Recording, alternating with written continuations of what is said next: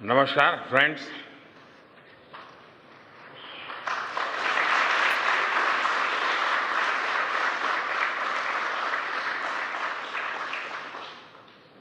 आप सभी के बीच आकर आज एक अलग ही खुशी महसूस कर रहा हूं। शायद ऐसी खुशी बहुत रेयर ओकेजन होते हैं जब तन मन खुशियों से भर गया हो। और व्यक्ति के जीवन में कई बार ऐसी घटनाएं घटती हैं कि वो बेसब्री हावी हो जाती है। इस बार मेरे साथ भी ऐसा ही हुआ है। इतनी बेसब्री,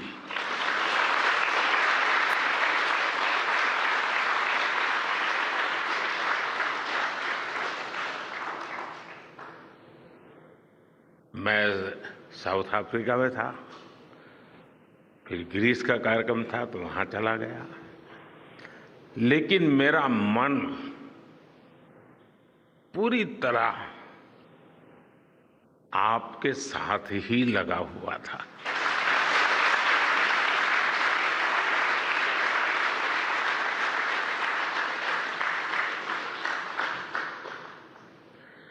लेकिन कभी कभी लगता है कि मैं आप लोगों के साथ अन्याय कर देता हूं। बेसब्री मेरी और मुसीबत आपकी। इतनी सवेरे सवेरे आप सभी को और इतना और टाइम, लेकिन बस मन कर रहा था जाऊं आपको नमन करूं। आपको दिक्कत हुई होगी, लेकिन मैं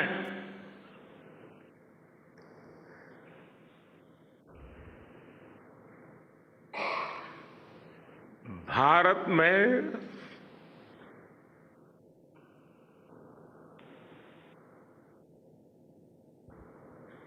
आते ही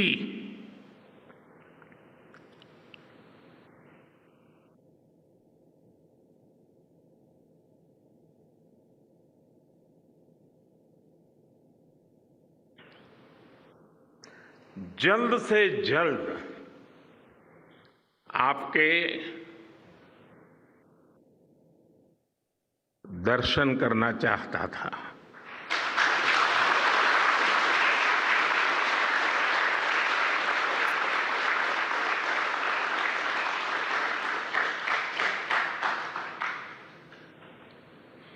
आप सबको सैल्यूट करना चाहता था।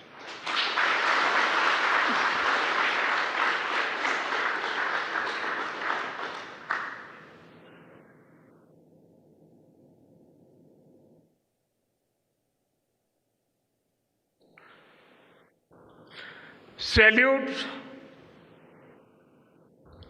आपके परिश्रम को, सैल्यूट आपके धैर्य को, सैल्यूट आपकी लगन को,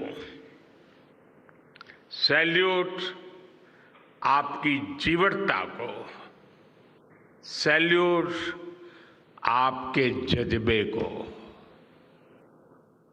आप देश को जिस ऊंचाई पर लेकर गए हैं, ये कोई साधारण सफलता नहीं है। ये अनंत अंतरिक्ष में भारत के वैज्ञानिक सामर्थ्य का शंखनाद है।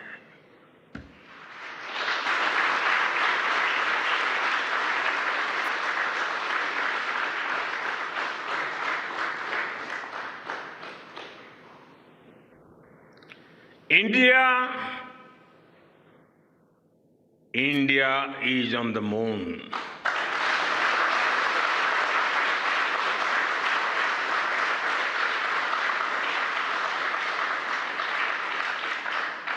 We have our national pride placed on the moon.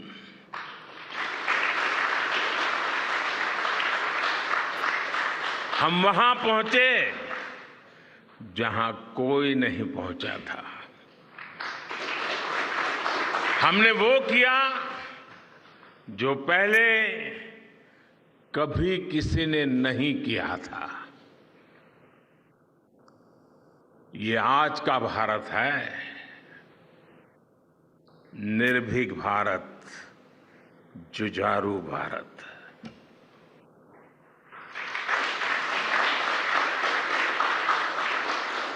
ये वो भारत है जो नया सोचता है, नए तरीके से सोचता है, जो डार्क जोन में जाकर भी दुनिया में रोशनी की किरण फैला देता है।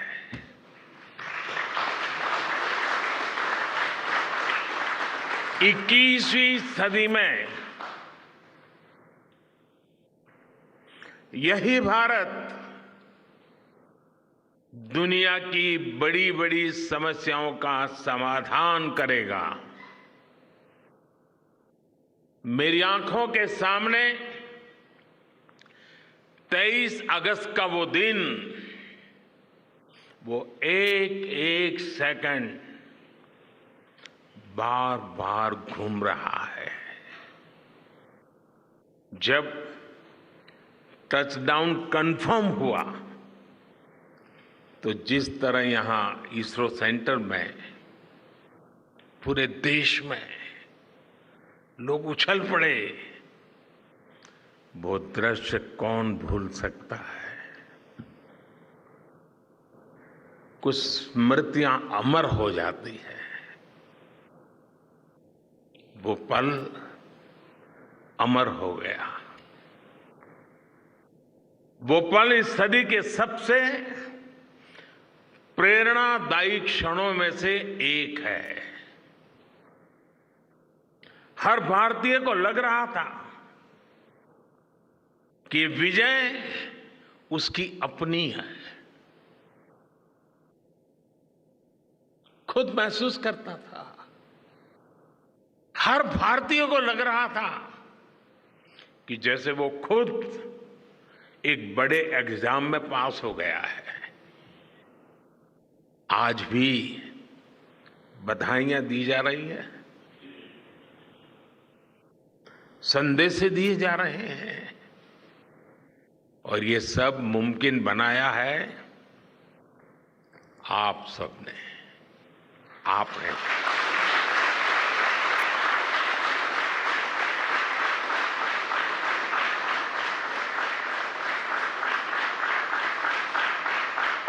देश के मेरे वैज्ञानिकों ने ये मुमकिन बनाया है।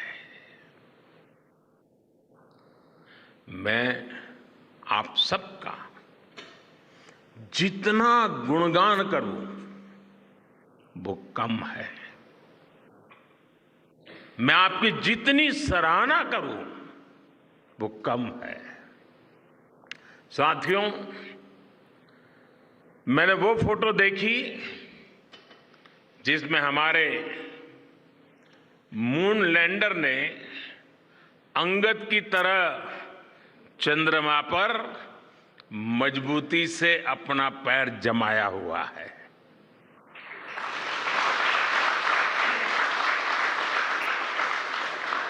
एक तरफ विक्रम का विश्वास है तो दूसरी तरफ प्रज्ञान का पराक्रम है।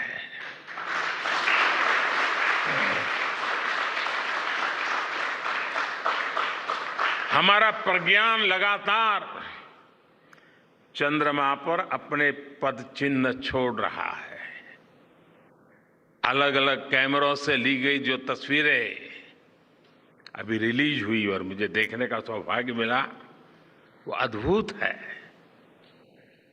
मानव सभ्यता में पहली बार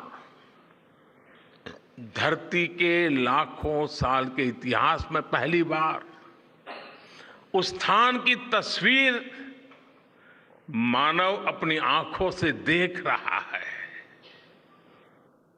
और ये तस्वीर दुनिया को दिखाने का काम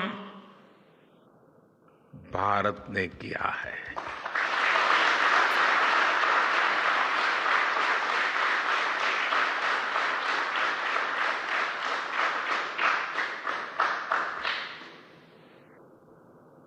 आप सभी वैज्ञानिकों ने किया है।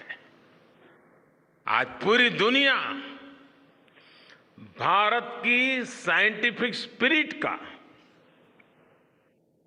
हमारी टेक्नोलॉजी का और हमारे साइंटिफिक टेम्परामेंट का लोहा मान चुकी है।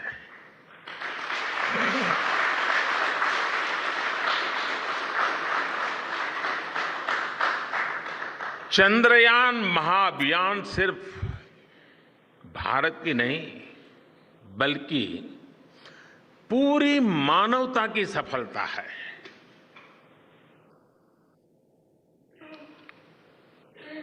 हमारा मिशन जिस क्षेत्र को एक्सप्लोर करेगा उससे सभी देशों के लिए मून मिशंस के नए रास्ते खुलेंगे। ये चांद के रहस्य को तो खोलेगा ही, साथ ही धरती की चुनौतियों के समाधान में भी मदद करेगा। आपकी इस सफलता के लिए मैं एक बार फिर सभी वैज्ञानिकों को, टेक्नीशियंस, इंजीनियर्स और चंद्रयान महाअभियान से जुड़े सभी सदस्यों को बधाई देता हूं।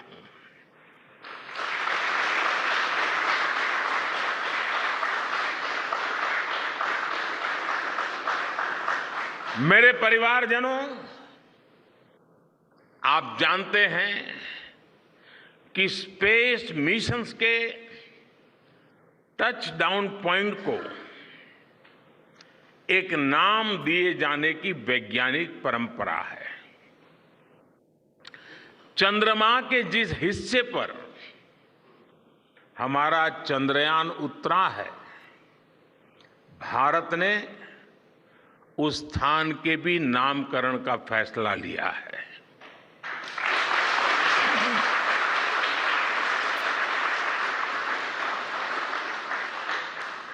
जिस स्थान पर चंद्रयान 3 का मून लैंडर उतरा है, अब उस पॉइंट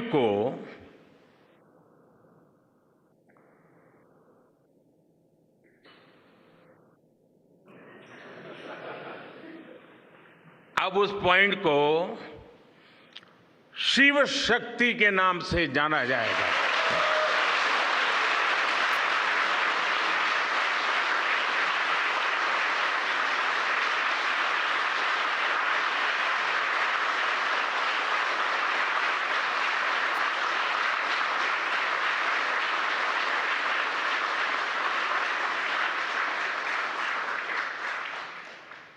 शिव में मानवता के कल्याण का संकल्प समाहित है और शक्ति से हमें उन संकल्पों को पूरा करने का सामर्थ्य मिलता है। चंद्रमा का शिव शक्ति पॉइंट हिमालय से कन्याकुमारी से जुड़े होने का बोध कराता है।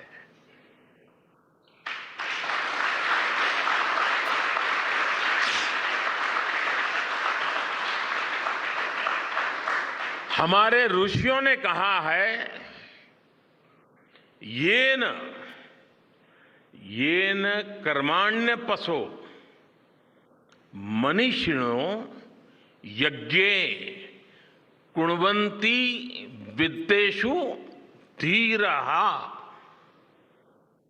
यत्पूर्व यक्ष्मन्तः प्रजानां तन्मे मनः शिव संकल्पमस्तु। अर्थात जिस मन से हम कर्तव्य कर्म करते हैं, विचार और विज्ञान को गति देते हैं और जो सबके भीतर मौजूद है, वो मन शुभ और कल्याणकारी संकल्पों से जुड़े।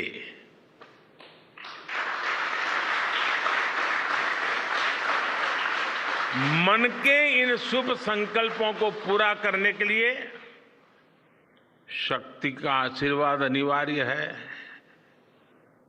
और ये शक्ति हमारी नारी शक्ति है।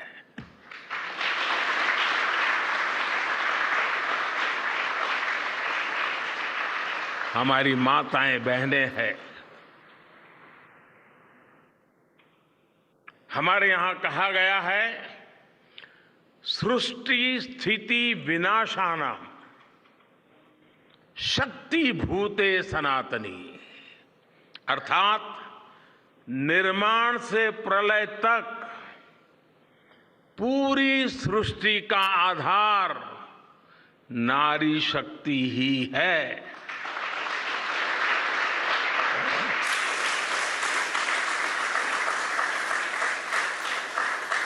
आप सबने देखा है, चंद्रयान 3 में देश ने, हमारी महिला वैज्ञानिकों ने, देश की नारी शक्ति ने कितनी बड़ी भूमिका निभाई है। चंद्रमा का शिव शक्ति पॉइंट सदियों तक भारत के इस वैज्ञानिक और दार्शनिक चिंतन का साक्षी बनेगा।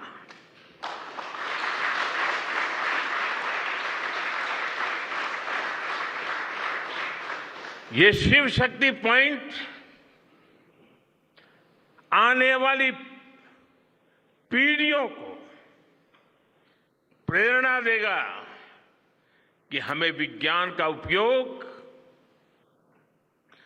मानवता के कल्याण के लिए ही करना है। मानवता का कल्याण, यही हमारा सुप्रीम कमिटमेंट है।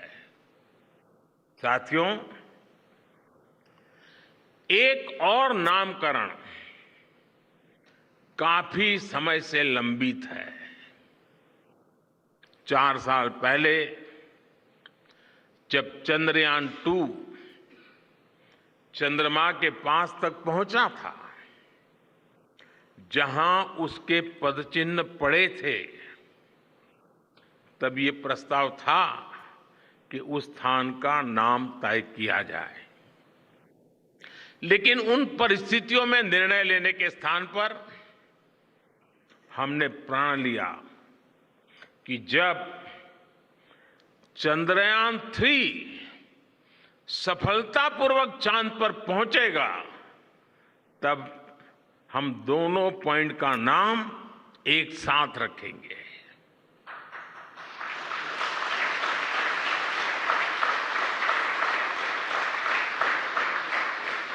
और आज मुझे लगता है कि जब हर घर तिरंगा है, जब हर मन तिरंगा है और चांद पर भी तिरंगा है, तो तिरंगा के सिवाय चंद्रयान 2 से जुड़े उस स्थान को और क्या नाम दिया जा सकता है।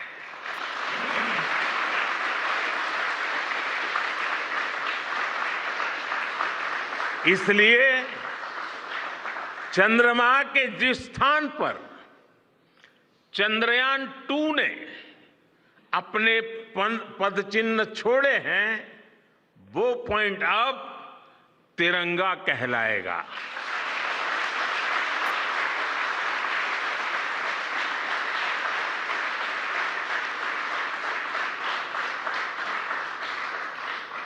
ये तिरंगा पॉइंट भारत के हर प्रयास की प्रेरणा बनेगा। ये तिरंगा पॉइंट हमें सीख देगा कि कोई भी विफलता आखिरी नहीं होती। अगर दृढ़ इच्छा शक्ति हो तो सफलता मिलकर के ही रहती है। यानी मैं फिर दोहरा रहा हूं, चंद्रयान-2 के पद चिन्ह जहां है, वो स्थान आज से तिरंगा पॉइंट कहलाएगा। और जहां पर चंद्रयान-3 का मून लैंडर पहुंचा है, वो स्थान आज से शिव शक्ति पॉइंट कहलाएगा।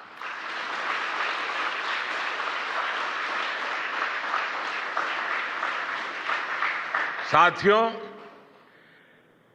आज भारत दुनिया का चौथा ऐसा देश बन चुका है जिसने चंद्रमा की सतह को छुआ है। ये सफलता तब और अधिक बड़ी हो जाती है जब हम ये देखते हैं कि भारत ने अपनी यात्रा कहां से शुरू की थी। एक समय था जब भारत के पास जरूरी तकनीक नहीं थी, सहयोग भी नहीं था। हमारी गिनती थर्ड वर्ल्ड यानी थर्ड रॉ में खड़े देशों में होती थी। थर्ड वर्ल्ड थर्ड रॉ में खड़े हुए लोगों में होती थी। वहां से निकलकर आज भारत दुनिया की 5वीं सबसे बड़ी अर्थव्यवस्था बना है।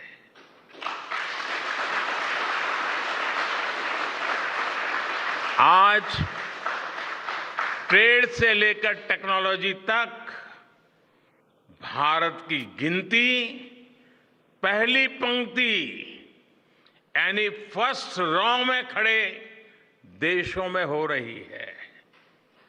यानी थर्ड रॉ से फर्स्ट रॉ तक इस यात्रा में इसरो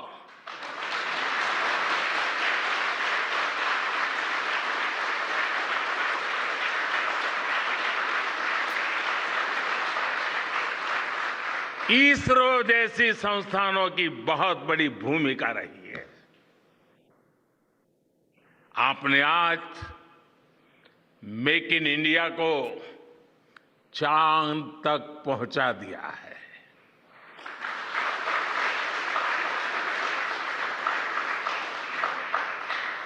मेरे परिवारजनों, मैं आज आपके बीच आकर विशेष तौर पर देशवासियों को आपकी मेहनत के बारे में बताना चाहता हूं। जो मैं बातें बता रहा हूं वो आपके लिए नई नहीं है, लेकिन आपने जो किया है, जो साधना की है, वो देशवासियों को भी पता होना चाहिए। भारत के दक्षिण हिस्से से चंद्रमा के दक्षिणी ध्रुव तक चंद्रयान की ये यात्रा आसान नहीं थी। मून लैंडर की सॉफ्ट लैंडिंग सुनिश्चित करने के लिए हमारे वैज्ञानिकों ने इसरो की रिसर्च फैसिलिटी में आर्टिफिशियल मून तक बना डाला। इस आर्टिफिशियल मून पर विक्रम लैंडर को अलग अलग तरीके से सरफेस पर उतारकर उसका टेस्ट किया गया था। अब इतने सारे एग्जाम देकर हमारा मून लैंडर वहां गया है तो उसे सक्सेस मिलनी ही मिलनी थी।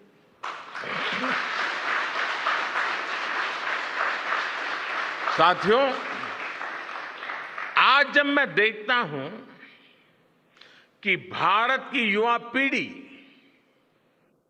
साइंस को लेकर, स्पेस को लेकर, इनोवेशन को लेकर इतनी एनर्जी से भरी हुई है, तो उसके पीछे हमारे ऐसे ही स्पेस मिशंस की सफलता है। मंगलयान की सफलता ने, चंद्रयान की सफलता ने, गगनयान की तैयारी ने देश की युवा पीढ़ी को एक नया मिजाज दे दिया है। आज भारत के छोटे छोटे बच्चों की जुबान पर चंद्रयान का नाम है। आज भारत का हर बच्चा आप वैज्ञानिकों में अपना भविष्य देख रहा है। इसलिए आपकी उपलब्धि सिर्फ ये नहीं है कि आपने चांद पर तिरंगा लहराया, लेकिन आपने एक और बड़ी उपलब्धि हासिल की है, और वो उपलब्धि है भारत की पूरी पीढ़ी को जागृत करने की, उसे नई ऊर्जा देने की।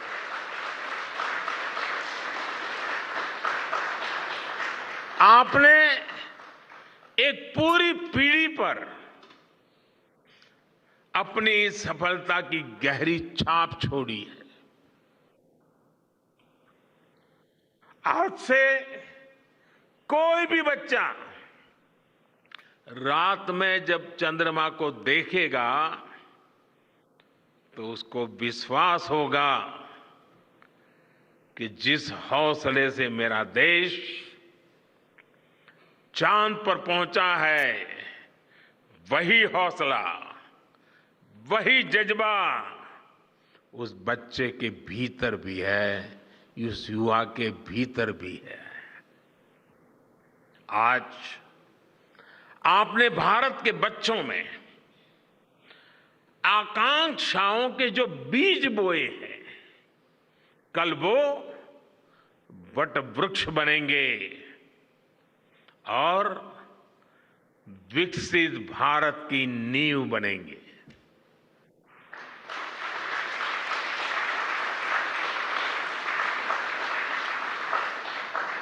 हमारी युवा पीढ़ी को निरंतर प्रेरणा मिलती रहे, इसके लिए एक और निर्णय लिया गया है। 23 अगस्त को जब भारत ने चंद्रमा पर तिरंगा फहराया, उस दिन को अब हिंदुस्तान नेशनल स्पेस डे के रूप में मनाया जाएगा।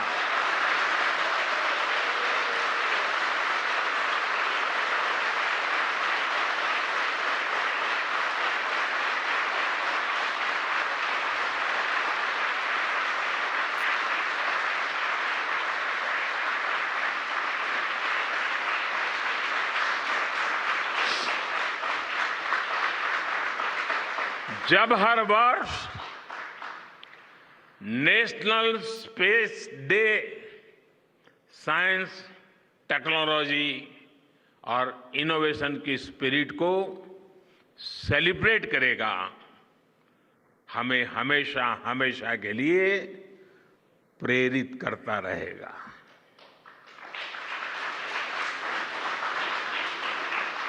मेरे परिवारजनों, आप भी जानते हैं कि स्पेस सेक्टर का जो सामर्थ्य है वो सैटेलाइट लॉन्च करने या अंतरिक्ष की खोज से कहीं ज्यादा बड़ा है।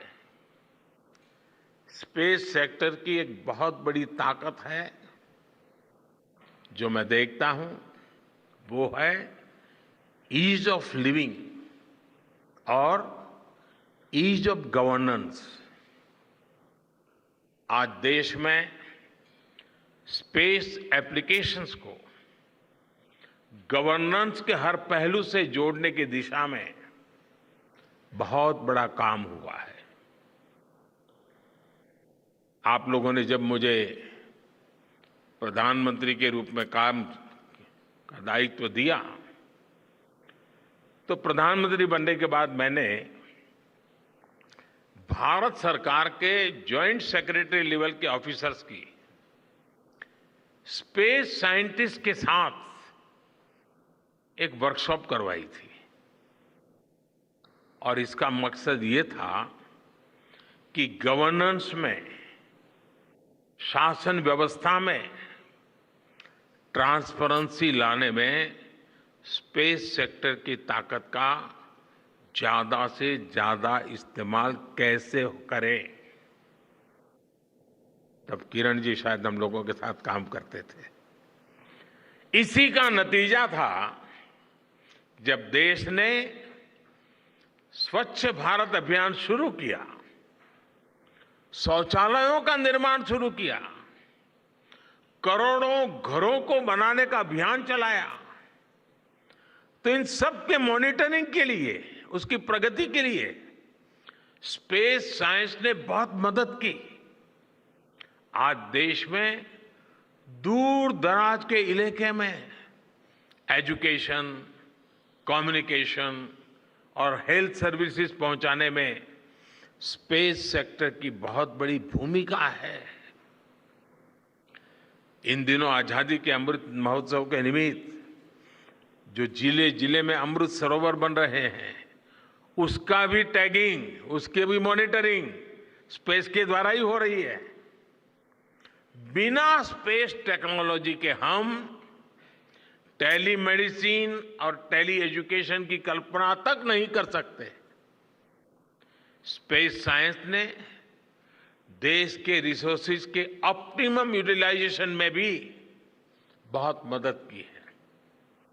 हमारे देश के एग्रीकल्चर सेक्टर को ताकत देने में, मौसम का अनुमान लगाने में स्पेस सेक्टर जो मदद करता है वो देश का हर किसान जानता है।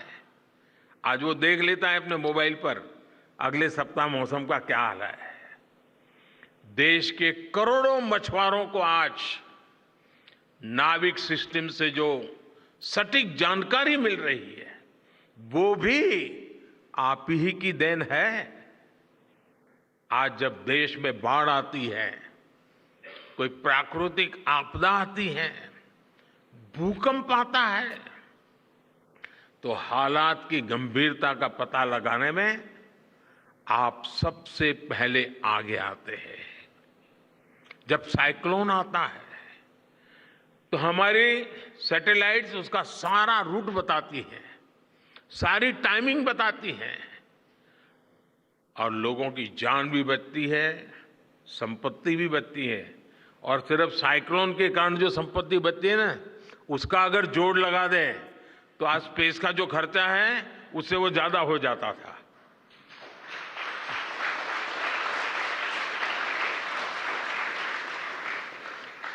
हमारे PM Gatishakti national master plan का आधार भी स्पेस टेक्नोलॉजी ही है।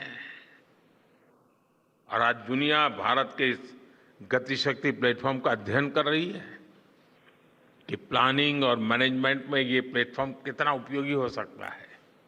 इससे प्रोजेक्ट्स की प्लानिंग, एजुकेशन और मॉनिटरिंग में काफी मदद मिल रही है।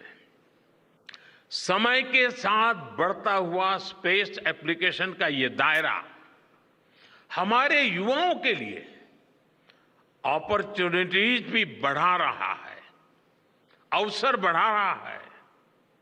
और इसलिए आज मैं एक सुझाव भी देना चाहता हूं, और मैं चाहूंगा कि आपके यहां से जो रिटायर्ड लोग हैं वे इसमें काफी मदद कर सकते हैं। अब ये मत बोलिएगा कि इतनी सुबह सुबह मोदी जी यहां आए और कुछ काम भी दे करके जा रहे हैं। साथियों, मैं चाहूंगा कि इसरो केंद्र सरकार के विभिन्न मंत्रालय और राज्य सरकारें मिलकर गवर्नेंस में स्पेस टेक्नोलॉजी पर एक नेशनल हैकाथॉन का आयोजन करें। इस हैकाथॉन में ज्यादा से ज्यादा युवा, ज्यादा से ज्यादा यूनिवर्सिटी, ज्यादा से ज्यादा नौजवान वो शामिल हो, जुड़े। मुझे विश्वास है ये नेशनल हैकाथॉन हमारी गवर्नेंस को और प्रभावी बनाएगा, देशवासियों को मॉडर्न सॉल्यूशंस देगा। और साथियों, आपके अलावा मैं अपनी युवा पीढ़ी को एक और टास्क अलग से देना चाहता हूं। और होमवर्क के दिए बिना बच्चों को काम करने का मजा नहीं आता है। आप सब जानते हैं कि भारत वो देश है जिसने हजारों वर्ष पूर्व ही धरती के बाहर अनंत अंतरिक्ष में देखना शुरू कर दिया था। हमारे यहां सदियों पहले अनुसंधान परंपरा के आर्यभट्ट, ब्रह्मगुप्त, वराहमिहिर और भास्कराचार्य जैसे ऋषि मनीषी हुए थे। जब धरती के आकार को लेकर भ्रम था, तब आर्यभट्ट ने अपने महान ग्रंथ आर्यभट्टीय में धरती के गोलाकार होने के बारे में विस्तार से लिखा था। उन्होंने एक्सिस पर पृथ्वी की रोटेशन और उसकी परिधि की गणना भी लिख दी थी।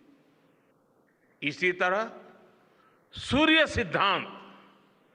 सूर्य सिद्धांत जैसे ग्रंथों में भी कहा गया है, सर्वत्रैव महिगोले, सर्वत्रैव महिगोले स्वस्थानम उपरि स्थितम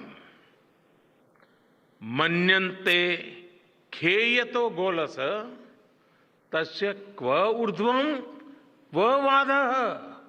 अर्थात पृथ्वी पर कुछ लोग अपनी जगह को सबसे ऊपर मानते हैं, लेकिन ये गोलाकार पृथ्वी तो आकाश में स्थित है, उसमें ऊपर और नीचे क्या हो सकता है, ये उस समय लिखा गया था। ये तो मैंने सिर्फ एक श्लोक बताया है। ऐसी अनगिनत रचनाएं हमारे पूर्वजों ने लिखी हुई है। सूर्य, चंद्रमा और पृथ्वी के एक दूसरे के बीच में आने से ग्रहण की जानकारी हमारे कितने ही ग्रंथों में लिखी हुई पाई जाती है। पृथ्वी के अलावा अन्य ग्रहों के आकार की गणनाएं, उनके मूवमेंट से जुड़ी जानकारी भी हमारे प्राचीन ग्रंथों में मिलती है। हमने ग्रहों और उपग्रहों की गति को लेकर इतना सूक्ष्म गणनाएं करने की वो काबिलियत हासिल की थी कि हमारे यहां सैकड़ों वर्ष आगे के पंचांग यानी कैलेंडर्स बनाए जाते थे। इसलिए मैं इससे जुड़ा एक टास्क अपनी नई पीढ़ी को देना चाहता हूं, स्कूल कॉलेज के बच्चों को देना चाहता हूं। मैं चाहता हूं कि भारत के शास्त्रों में जो खगोलीय सूत्र हैं उन्हें साइंटिफिकली प्रूव करने के लिए नए सिरे से उनके अध्ययन के लिए नई पीढ़ी आगे आए। ये हमारी विरासत के लिए भी जरूरी है और विज्ञान के लिए भी जरूरी है। आज जो स्कूल के, कॉलेज के, यूनिवर्सिटी के स्टूडेंट्स हैं, रिसर्चर्स हैं, उन पर एक तरह से ये दोहरा दायित्व है।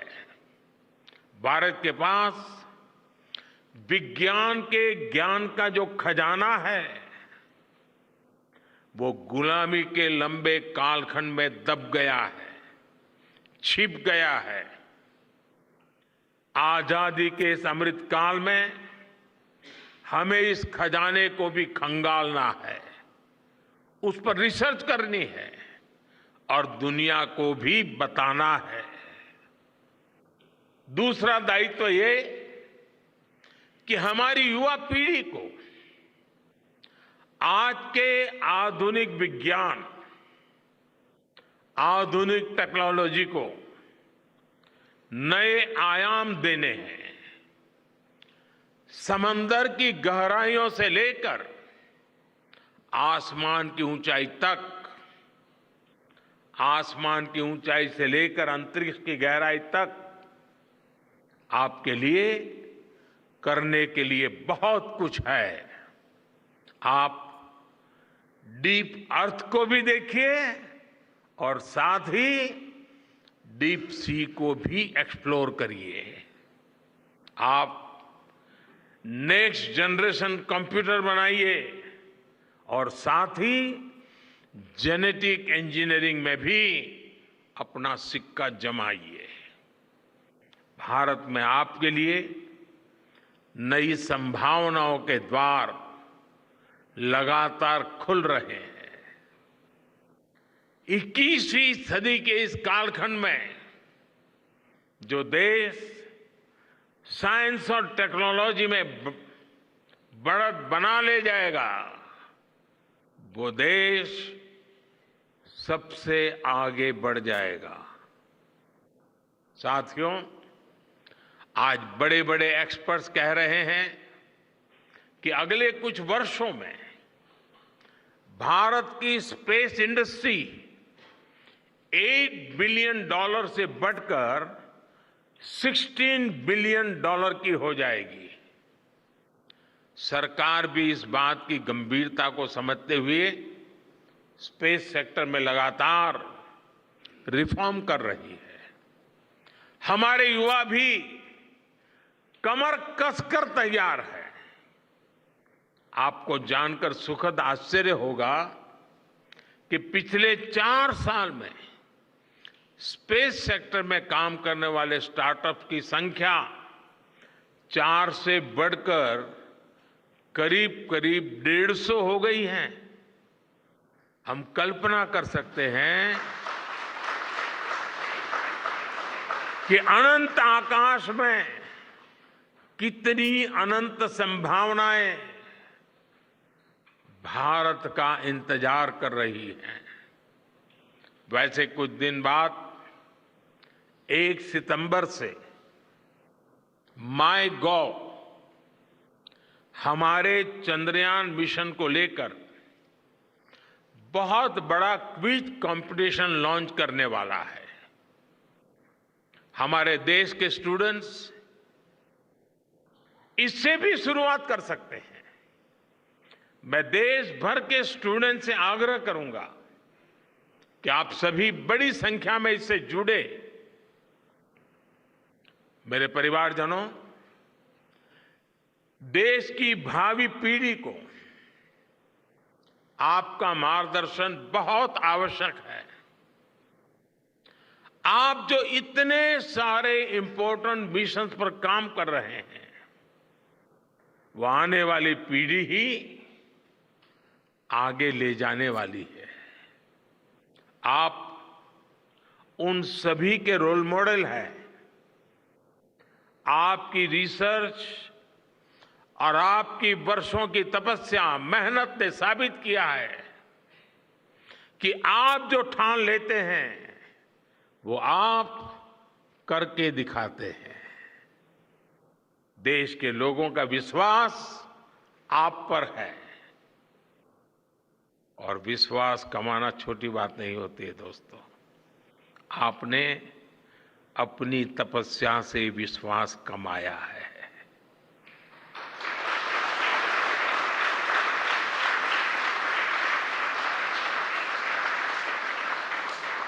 देश के लोगों का आशीर्वाद आप पर है। इसी आशीर्वाद की ताकत से, देश के प्रति इसी समर्पण भाव से भारत साइंस एंड टेक्नोलॉजी में ग्लोबल लीडर बनेगा। और मैं आपके बीच बड़े विश्वास के साथ बताता हूं, इनोवेशन की हमारी यही स्पिरिट ही 2047 में विकसित भारत के सपने को साकार करेगी। इसी विश्वास के साथ मैं फिर एक बार आप सबके दर्शन करके पावन हुआ हूं। देशवासी गौरव से भरे हुए हैं। सपने बहुत तेजी से संकल्प बन रहे हैं और आपका परिश्रम उन संकल्प को सिद्धि के तक ले जाने के लिए बहुत बड़ी प्रेरणा बन रहा है। आपको जितनी बधाई दूं कम है, जितना अभिनंदन करूं कम है। मेरी तरफ से करोड़ों करोड़ों देशवासियों की तरफ से, दुनिया भर की साइंटिफिक कम्युनिटी की तरफ से अनेक अनेक धन्यवाद, बहुत बहुत शुभकामनाएं। भारत माता की, भारत माता की, भारत माता की। धन्यवाद।